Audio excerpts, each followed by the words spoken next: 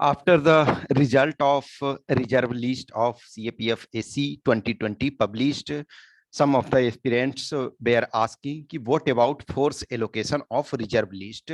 तो इस वीडियो में मैं इसके बारे में डिस्कस कर रहा हूं कि उनका फोर्स एलोकेशन क्या क्या स्थिति होगा और ज्वाइनिंग वगैरह ये सारी चीजों पे मैं इसमें डिस्कस करूंगा। एक बेसिक क्वेश्चन एक कैंडिडेट का था कि क्या जिनको भी रिजर्व लिस्ट में जगह मिला है तो सबकी ज्वाइनिंग होगी। यस, जिनकी भी रिजर्व लिस्ट क्लियर होता है इसका मतलब है उनका अब जो है अपॉइंटमेंट फाइनली होगा और इसी बैच के साथ होगा। ऑब्वियसली है 2019 में देखो सिचुएशन डिफरेंट हुआ, वो ईडब्ल्यूएससी अभी जारी नहीं हुआ है, इस वजह से अदरवाइज रिजर्व लिस्ट ऐसे टाइम में निकाला जाता है ताकि जो ज्वाइनिंग हो वो सारे लोग का सेम एक साथ ही हो जाए। एक्सेप्शनल केस 2019 बैच जो है वो एक्सेप्शनली उसमें प्रॉब्लम है कि उन लोगों का दिक्कत हो रहा है अभी तक। एक्चुअली केस डिस्पोज दिखाने के बावजूद भी अभी उसका कोई क्लियर नहीं हुआ, लेकिन इसमें ये मानो कि जिनका भी रिजर्व लिस्ट में है सबका अपॉइंटमेंट होगा, सबको सेम टाइम उनको मिलेगा कॉल लेटर, जैसे भी सारी प्रोसेस फॉर्मेलिटी पूरी हो जाएगी। कुछ दिन में देखो इनको फॉर्मल रूप से फोर्स एलोकेशन कर दिया जाएगा, लेकिन एक्चुअल में इनका फोर्स एलोकेशन है ये मैं आपको इस वीडियो में दिखा रहा हूं। देखो क्या है कि जो वैकेंसी है इनिशियली जब देखोगे नोटिफिकेशन में तो आपके 2020 वाले नोटिफिकेशन में तो इनिशियली 209 था, लेकिन फिर वैकेंसी आपका 210 हो गया था। तो 210 में वैकेंसी ये इसमें देखो बीएसएफ में 78 था, ये आपके जो सीआईएसएफ थे उसमें 69 थे, सीआरपीएफ में 13 थे, आईटीबीपी में 21 थे और जो आपके एसएसबी में वो 29 वैकेंसी।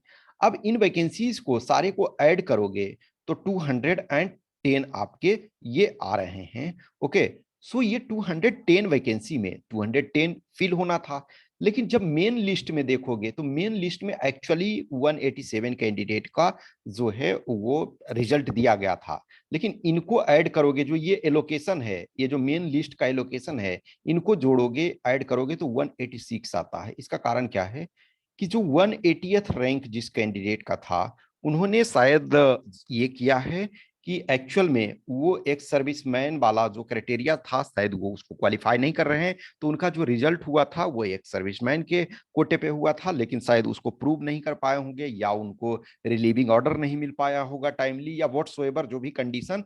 तो एक कैंडिडेट का जो फोर्स एलोकेशन नहीं हुआ, एक्चुअल में रिजल्ट 187 का आया, लेकिन इसको ऐड करोगे तो 186 यानी कि 180th रैंक वाले का फोर्स एलोकेशन नहीं हुआ। तो अब इसमें देखो जो वैकेंसी है, एसएसबी 29 वैकेंसी है, फोर्स एलोकेशन 29 हो चुका है। आईटीबीपी 21 वैकेंसी है, 21 एलोकेशन हो चुका था। सीआरपीएफ 13 वैकेंसी, 13 एलोकेशन हो चुका था। सीआईएसएफ 69 वैकेंसी, 69 एलोकेशन हो चुका। लेकिन बीएसएफ जो है उसमें 78 वैकेंसी था और एलोकेशन जो हुआ है 54 लोगों का ही हुआ है। मींस एक्चुअल में देखा जाए तो 24 वैकेंसी यहाँ है, लेकिन रिजल्ट जो है रिजर्व लिस्ट में 23 दिया गया है।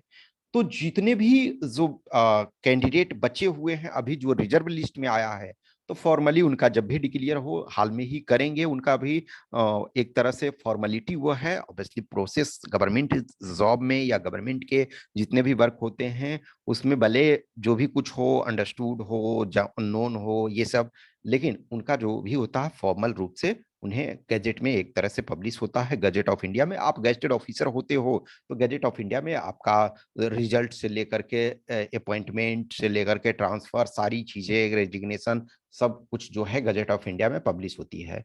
तो इसमें देखो 24 वैकेंसी हैं और 23 जो हैं वो अभी रिजर्व लिस्ट में दिया गया है, यानी all 23 should go to this BSF only. So जितने भी कैंडिडेट हैं उनको बीएसएफ एलोकेट होगा। हाँ, अब हो सकता है एक्सेप्शनली बीच में कुछ ऐसा चेंजेस कर दें या जरूरत हो इंटरनल, ऑब्वियसली है मिनिस्ट्री ऑफ होम अफेयर्स उस चीज के लिए कर सकती है, लेकिन आप ये मानो कि जो भी है उनका बीएसएफ में होना है। तो आप अपने को ट्रीट करो, मान लो कि हमको बीएसएफ में जाना है, ठीक है ना, क्योंकि जो भी वैकेंसीज था हर जगह जैसे रहता है समटाइम कुछ समय देखोगे कि सब में रहता है आपका। इनफैक्ट जैसे 2019 का चूंकि अभी हुआ नहीं है, रिजर्व लिस्ट आया नहीं है, 2018 का देखो, 2018 वाले में इनफैक्ट 50 लोगों को रिजर्व लिस्ट क्लियर किया गया था, उसमें 100 लोगों को रखा गया था। आपके वाला में देखोगे कि 46 रखा गया था, तो 23 का क्लियर हुआ। उसमें 100 रखा गया था 2018 वाले में, क्योंकि 2018 में सीट्स ज्यादा थे। फाइनली सीट हो गया था 466। तो 416 जो है मेन लिस्ट में जारी किया गया था, और 50 जो है वो आपका रिजर्व लिस्ट में जारी किया गया था। तो उसमें वैकेंसी डिफरेंट फोर्सेस के अलग अलग थे। तो डिफरेंट लोगों को, कुछ को बीएसएफ मिला, कुछ को सीआईएसएफ मिला, कुछ को सीआरपीएफ मिला, तो अलग अलग फोर्सेस मिले। लेकिन इसमें देखोगे वैकेंसी जिनका जिस अनुसार है वो उसी अनुसार आपका ये सारे का कर दिया गया है, जो एक्सेप्ट बीएसएफ को छोड़ करके सबका कर दिया गया। ठीक है, अब ये किस आधार पे रखते हैं एग्जैक्ट ये मैं नहीं कर सकता हूँ कि किस ईयर में किस आधार पे रखते हैं। ये शायद मुझे ये प्रोसेस नहीं पता, आई एम रियली सॉरी। जो चीज मैं नहीं जानता हूँ उस पर मैं कुछ नहीं बोलूंगा। तो इसको आप किस आधार पे रखते हैं, तो ये तो जो फोर्स को पता होगा या फिर यूपीएससी को। बट सिचुएशन ये है, तो आप जो भी है रिलैक्स रहो। जिनका भी लिस्ट में नेम आया है सबका अपॉइंटमेंट होगा, और सबका जो भी ज्वाइनिंग होगा, और ज्वाइनिंग जो है वो अपने टाइम पे ही होगा। ओके। सो जो 22 वाले कैंडिडेट हैं, जिनको भी कुछ भी क्वेश्चंस क्यूरी डाउट्स, यदि आप टेस्ट सीरीज वगैरह लिखना चाहते हैं, या 21 के जो कैंडिडेट हैं इंटरव्यू देना चाहते हैं, ऑब्वियसली है पेड प्रोग्राम है तो उसको आप ज्वाइन कर सकते हैं। और अदरवाइज जो भी है बहुत सारे वीडियोस वगैरह डाले हुए हैं। Okay, thank you.